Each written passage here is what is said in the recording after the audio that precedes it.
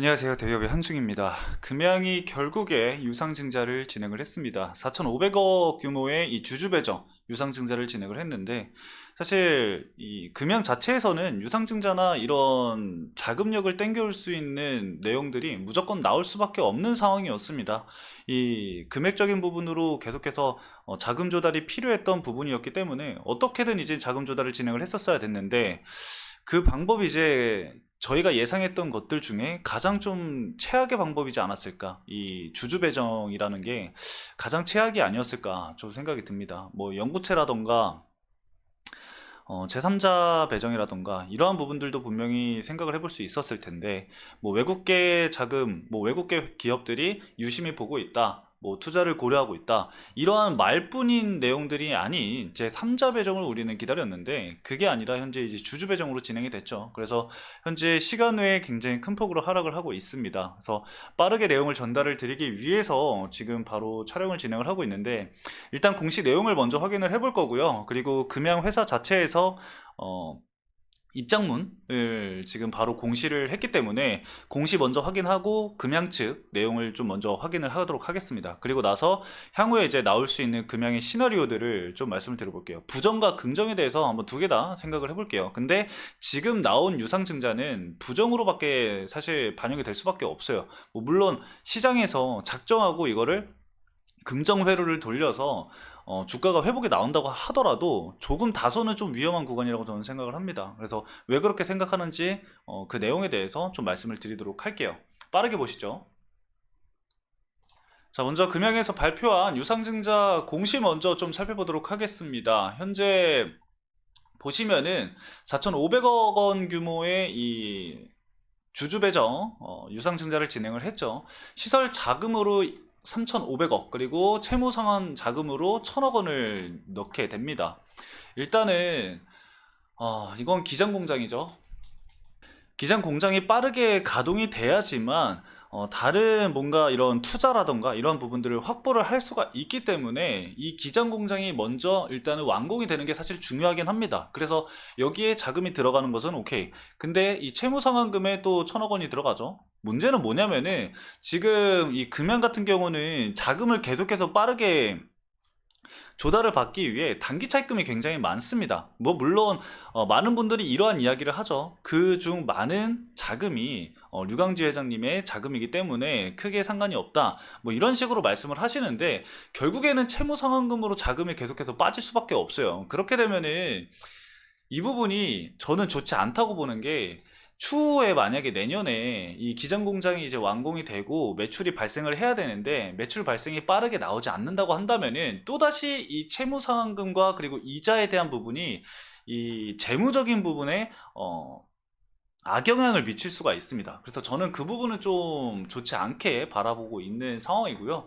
이 시설 자금 같은 경우는 어쩔 수 없어요.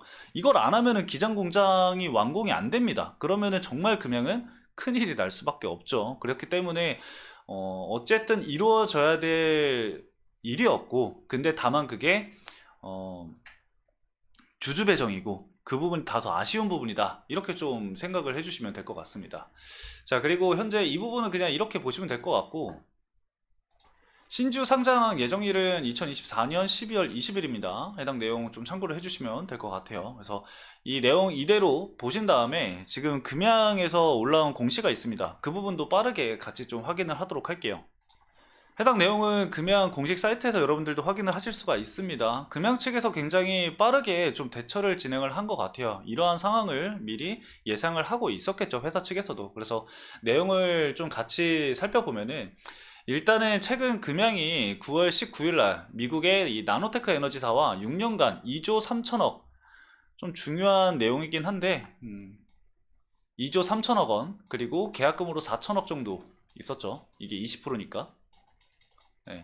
2조 3천억 원의 이 디스트리뷰션 어그리먼트를 체결을 진행을 했고, 이에 따른 조만간 있을 계약 물량의 공급을 실현하는 동시에 현재 협상이 진행 중인 글로벌 기업들과의 추가 계약에 이 선제적으로 좀 대응을 하기 위해서는 일단은 추가 계약에 대한 부분을 가능성을 열어둔 거예요. 그렇기 때문에 제가 봤을 때는 이 시간 내에서 좀 일부 말아올린 것 같거든요. 이거를 좀 긍정으로 바라보신 것 같아요.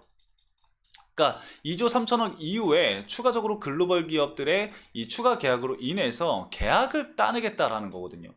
그러면은 결국 이 기장 공장이 빠르게 완공이 되고 이 배터리 생산이 빠르게 가능할 때 매출로 반영이 되는 부분들, 즉 25년도에 대한 미래에 대한 부분에 선제적인 투자다라고 이 해석을 진행을 하게 되겠죠. 그래서 이 부분이 좀 긍정으로 보시는 분들이 좀 많으실 것 같아요. 그래서 아직까지 이거는 사실 회사 측에서 이야기하는 거지 추가 계약이 나올지 안 나올지는 모릅니다. 그렇기 때문에 지금 단기적인 유상증자는 단기적인 악재로 반영이 되는 게 맞다라고 제가 아까 말씀을 드렸던 거고요. 그리고 이 드림 팩토리 2의 연내 완공과 그리고 생산 라인의 조기 가동이 절대적으로 필요한 상황이기 때문에 기업과 주주들의 더 큰 이익의 가치 실현을 위해서 유상증자를 단행을 하게 됐대요. 이렇게 좀 빠르게 공지를 한 거는 저는 금양 쪽에서 굉장히 잘 대응을 했다라고 생각을 합니다. 그래도 주주 배정인 것은 시장에는 좀 충격일 것이다 라고 좀 말씀을 드리고 싶고, 이번 금양이 진행하는 이 유상증자가 현재 건설 중인 이 드림팩토리 기장공장에 차질 없는 준공을 통한 2170과 그리고 469 배터리의 조기 생산을 위한 자금 조달 방식의 한 축으로 이 공장의 성공적인 준공과 세계적인 기술력을 적용한 원통형 2차 전지의 블라블라 뭐 자금 조달의 목표다. 결국에는 본인들이 이 기장 공장을 왜 빨리 완공을 해야 되는지, 왜 지금 유상증자를 진행을 했는지를 이 계속해서 이 구구절절 설명을 해 놓은 겁니다. 근데 이거는 사실 우리가 이미 다 알고 있는 내용이잖아요. 회사 측에서도 사실 그 주총 때 뭐라 그랬습니까? 이 주주들에게 이 부담이 되지 않는 방향으로 자금을 조달하겠다라고 했는데, 사실 그게 지켜지지 못한 부분인 거죠. 이 미래 가치를 높게 평가하는 국내와 해외에 신뢰할 수 있는 투자자들과 다양한 방법을 자금 조달을 논의하던 중에 캐즘으로 인해서 글로벌 배터리 시장의 위축과 이러한 사유로 인해서 해외 자금 조달에 차질이 생기게 되었대요. 그래서 주주들에게 부담이 될 수 있는 유상증자를 진행을 했다라고 하네요. 거기에 이제 뭐 주주들에게만 부담을 주는 게 아니라 회사 측에서도 이제 지분 매각이라던가 이러한 부분들을 이야기를 하는 거죠. 그러니까 결국에는 그냥 이 지금 유상증자에 나온 부분에 있어서 우리가 왜 이렇게 진행을 했는지 그거를 딱 그냥 이야기를 한 것 같아요. 그래서 딱 유상증자는 여기까지만 보시면 될 것 같고, 우리가 이제 어떤 거를 생각을 해야 되냐면요, 여러분들. 자, 긍정을 한번 봅시다. 긍정. 긍정을 바라보는 거는 앞에 사실 이미 다 말씀을 드렸어요. 어떤 거예요? 지금 이 금양에서 9월 달에 공시가 나왔었던 이 계약, 위탁 생산에 대한 계약, 그게 2조죠, 2조. 2조 원의 계약이에요. 이게 6년간 진행이 됩니다. 그리고 추가적으로 뭐예요? 이 추가 계약. 이 글로벌 회사와 이 추가 계약에 대한 논의를 진행을 하고 있다고 했잖아요. 이게 만약에 정말 성공적으로 진행이 됐을 때, 이렇게만 된다고 한다면은 사실 뭐 25년도부터의 매출 확보는 빠르게 진행이 될 것으로 저는 보고 있습니다. 그리고 결국에는 사실 2차 전지에 대한 캐즘은 25년도부터 풀려 나갈 것으로 저도 예상을 하고 있고, 많은 전문가들이 2025년도부터 이 전기차 판매량이 늘어날 것으로 지금 예상을 하고 있기 때문에, 그걸 토대로 해서 이 금양에 대한 매출이 살아난다고 한다면은 저는 그 부분으로는 너무 긍정이라고 바라봅니다. 왜냐면은 미래에 대한 투자를 지금 진행을 한 거잖아요. 결국에는. 그렇기 때문에 시설 자금의 시설 투자라던가 이러한 부분에 있어서 긍정으로 바라볼 수 있는 부분들은 이러한 부분들이 있을 것 같고, 근데 지금 이거 다 나와 있는 거잖아요. 그리고 추가적으로 하나 더 있죠. 광산. 이 광산도 사실 이 텅스텐도 원래 류강민 회장님이 말씀하셨던 거는 24년도 6월 달부터 이제 매출 반영을 할 수 있게끔 진행을 하겠다. 그렇게 됐는데 아직까지 깜깜무소식이죠. 지금. 그리고 그 금양 쪽에서 그 장래 사업 경영 계획을 발표를 했는데, 그 생산하는 부분에 있어서 규모가 좀 축소가 된 부분이 있습니다. 그리고 거기에 시설 투자 금액이 또 늘었어요. 그렇기 때문에 돈 들어갈 곳이 좀 늘어난 거죠. 근데 긍정으로 바라봤을 때는 이것도 계획대로 25년도에 매출 반영이 된다라고 한다면은 이 배터리 2170 배터리와 그리고 469 배터리와 플러스해서 광산 이 리튬까지, 그리고 그 배터리를 생산하는 이 리튬에 대한 이 밸류 체인까지 완공이 되면서 이 긍정적인 부분들에 대한 시너지가 나올 수가 있게 됩니다. 근데 우리가 부정을 한번 생각을 해보면은 다른 거 생각할 게 사실 하나도 없어요. 그냥 이거 반대로만 생각하면 됩니다. 자, 이 2조 원에 대한 계약. 이게 미래나 미국의 이제 나노텍 회사와 이제 맺은 계약이잖아요. 근데 그 계약에 보면은 뭐가 돼 있나요? 이 상호 간의 계약 파기를 할 수 있는 60일 내에 이야기를 하면은 파기가 됩니다. 파기가. 근데 이게 상호간이잖아요. 상호간에 여러분들이 이제 상호간에 대해서 많이 이야기들을 하시는데 뭐 금양이 안 좋은 그 계약이 아니다. 뭐 이런 식으로 말씀을 하시는데 금양 자체에 안 좋은 그냥 계약이 아니라 그런 부분들을 이야기를 하는 게 아니라 계약 자체가 뭐 금양에서 먼저 무산을 하든 뭐 저쪽에서 파기를 하든 문제는 뭐냐면은 2조 원대 이 실적적인 부분들이 날아간다라는 거예요, 사실. 그게 가장 크게 안 좋은 걸로 봐야 되는데, 다른 쪽에 여러분들이 좀 포커스를 잡으시더라고요. 네. 이 계약 파기에 대한 부분들이 날아가게 되면은 실적적인 부분이 매출이 발생을 할 수가 없습니다. 그러면은 금양은 이 기장 공장을 짓기 위해서 엄청난 돈을 투자를 했고 배터리라던가 이 광산이라던가 이러한 부분들에 엄청난 돈을 투자를 했기 때문에 빠르게 매출이 발생이 돼야 됩니다. 네. 지금 회사 측에서도 얘기를 했잖아요. 빠르게 매출이 발생을 해서 이러한 부분들을 진행을 하기 위함이다라고 이야기를 했잖아요. 그 부분이 진행이 안 되게 되는 거예요. 그렇게 되면 정말 최악으로 치닫게 되겠죠. 그리고 나서 이 추가 계약 이것도 뭐예요? 부정으로 뭐예요? 추가 계약이 없는 거죠. 네. 이거는 성공적이고 이거는 실패죠. 그리고 광산은 결국에는 사실 근데 매출이 나올 거예요. 이거는 우리가 기다리면 매출이 나오는 거예요. 근데 예상했던 것보다 뭔가 이런 광산이 돌아가는 가동 시기가 늦어진다라던가 그리고 매출 반영이 좀 늦어지거나 그리고 매출이 반영이 되는 부분에 있어서 금액적인 부분이 좀 많이 깎이던가 이러한 부분들이 나온다고 한다면 부정이겠죠. 그쵸? 그러니까 알 수가 없는 거예요. 지금 미래에 대해서 우리가 미래에 대해서 투자를 하지만 리스크를 안고 지금 가고 있다라는 게 가장 큰 문제라고 저는 생각을 하거든요. 금양에.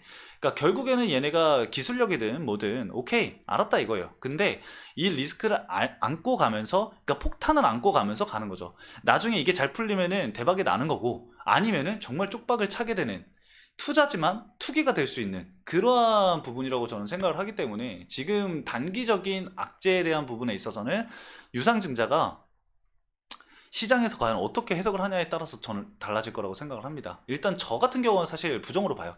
단기적인 관점에서는 부정으로 볼 수밖에 없기 때문에 조정은 나올 거라고 저는 예상을 합니다. 근데 정말 시장에서 이 금양 회사에서 이렇게 긍정적으로 좀 이야기를 풀어서 빠르게 대처한 만큼 시장에서 이거를 그래 얘네가 미래에 투자하는 거니까 그렇게 부정적인 건 아니야. 오히려 기장 공장에 대한 불확실성 요소가 해소가 됐다라고 볼 수 있어. 이렇게 만약에 방향을 잡고 간다? 그러면 주가가 오히려 상승을 할 수가 있거든요. 근데 과연 그게 정말 올바른 상승일까? 라는 거죠. 그래서 지금 미리 보유하고 있으신 분들에게는 너무나도 안 좋은 이야기지만 일부 어느 정도의 기간을 거친 이후에 금양이 본격적으로 그러니까 뭐 기장 공장이 완공이 돼서 뭐 첫 배터리가 생산이 되는 시기 뭐 약간 이러한 이야기들이 나오거나 기사가 나온다고 한다면은 그 시점부터 좀 봐야 되지 않을까? 그리고 지금 2조 원대 이 그 위탁 생산 계약도 계속해서 이 프로젝트에 따라 발주가 달라져요, 사실. 그렇잖아요. 이 회사에서 내주는 게 달라져요. 뭐 금액적인 부분이 뭐 100억, 600억, 1000억, 뭐 아니면은 뭐 4000억 뭐 이렇게 이제 발주가 나올 수 있는 건데 그 금액적인 부분이 크게 그리고 안정적이게 나온다고 한다면은 매출도 안정적으로 발생이 되겠죠. 그때부터 금액은 다시 성장 기업으로 돌아서게 될 겁니다. 저는 그 부분을 좀 바라보고 싶은데 아마 기존에 보유하고 계신 분들은 저를 욕하실 수는 있어요. 왜냐면 지금 이야기하는 거는 단기적으로 부정이다 라고 했으니까. 근데 그걸 알아야 돼요. 저희는 투자자예요. 투자자이기 때문에 이 단기적으로 악재로 적용할 수 있는 부분들을 명확하게 보고 이 금양이 가지고 있는 이 기업이 가지고 있는 고질적인 리스크가 어떤 건지를 명확하게 체크를 해두고 이게 풀어 헤쳐져 나갔을 때 금양이 이 숙제를 올바르게 해결해 나왔을 때 그 이후에 사실 가치를 보고 투자를 하시는 분들이잖아요. 그렇기 때문에 이 현재의 리스크를 명확하게 알아야 된다라고 말씀을 드리는 거고, 이 리스크가 명확하게 해소가 됐을 때는 그거에 대한 보상은 주가에 반영이 되지 않을까, 이렇게 좀 말씀을 드리고 싶습니다. 금양에서 이렇게 금요일마다 공시를 좀 급하게 이렇게 내는데, 제가 빠르게 여러분들에게 좀 말씀을 드려봤습니다. 그래서 제가 이렇게 이야기를 해드린다고 해서 주가의 방향성이 그렇게 달라지진 않겠지만, 여러분들이 좀 궁금하셨던 내용들, 그리고 우려하셨던 내용들을 제가 좀 말씀을 드리면서 조금이나마 해소가 되셨길 바라면서 오늘 영상 여기서 마치도록 하겠습니다. 해당 영상도 시청해주신 여러분들 감사합니다.